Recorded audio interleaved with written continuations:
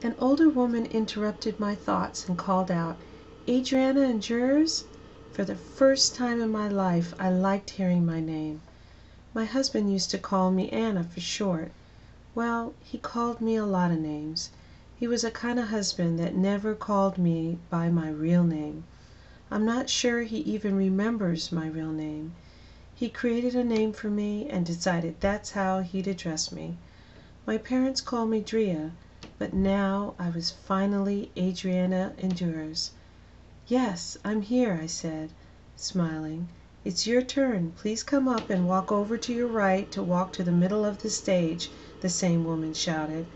I got up and walked up 4 small stairs and then walked towards the middle of the stage. I took my time doing it because I knew it was finally my turn.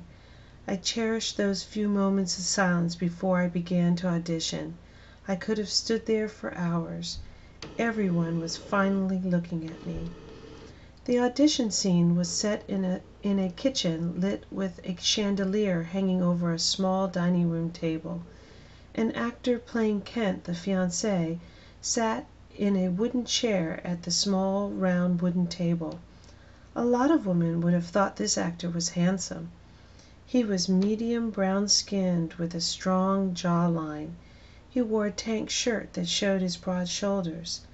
I noticed a lot of women in line staring at him while pretending to read over their lines. I didn't because I knew better. He reminded me too much of my ex-husband. See, my ex-husband was handsome too. He was handsome and charming. So many women flirted with him and dreamed of marrying him. However, they really didn't know him. No one did, not like me. Many times when I sat in our bathroom crying, I remembered something my grandmother used to tell me. "Live with me and I'll tell you who you are." Well, I lived with him for as long as I could. As I finished daydreaming, I noticed the actor staring at me. I could tell he was intrigued. I wasn't like the other women auditioning for the part of Taylor. It wasn't often he met a woman who wasn't falling head over heels for him, and it was attractive to him. We had that undeniable chemistry that only a few actors share working on a play. I felt like I was Taylor walking across the stage to her fiancé Kent. The actor playing Kent gave me an encouraging nod and a smile which I really appreciated. I took a deep breath and began the lines for the scene. I didn't have to remember the lines. It was as though I already knew them. "Taylor, why can't you have dinner ready by 6 o'clock when I get home like I told you?" Kent said. "I'm really sorry, honey. I promise I'm going to get it right, starting tomorrow. I'll make it on time tomorrow. You'll see. I'm going to be a great wife. It's just that sometimes I get home late because of my dance class," I said as Taylor. "Taylor, you've got to prioritize things if we're going to get married. I'm an attorney litigating multi-million-dollar cases that affect the lives of millions of people, and you think your dance class is more important than making dinner for me? I have to work late, so I need to count on you to have dinner ready when I get home. I need to know I can count on you," he said. "Of course, it's just that I'm preparing for a dance audition that's coming up soon, so some of my dance rehearsals are running a little late this week. Look, Taylor, I don't know if this is going to work out." "Kent, it can. I promise. I'll quit dancing if I have to." "You would do that for me?" Kent said in a manipulative voice. "Of course I would," Taylor said as she looked down and began to sniffle. There was a moment of silence as we finished the scene. As I stood up, I noticed the director and 2 other people looking at each other. They started writing vigorously on papers that overflowed the table. "Thank you," I said as I began walking off the stage. "Thank you, Adriana. We'll be in touch," said the man on the far right. I nodded, acknowledging he probably said that to every Taylor who auditions for him. I knew I was right I was the right one to play Taylor.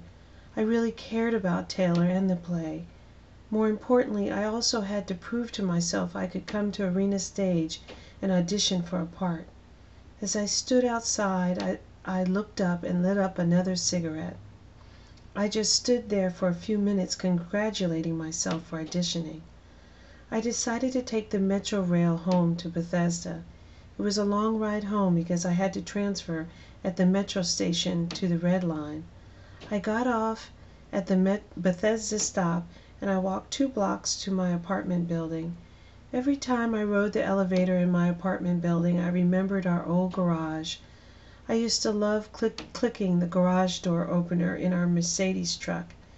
Now it's cabs and the Metro. For the first time in 3 years, my heart didn't ache when I rode the elevator up.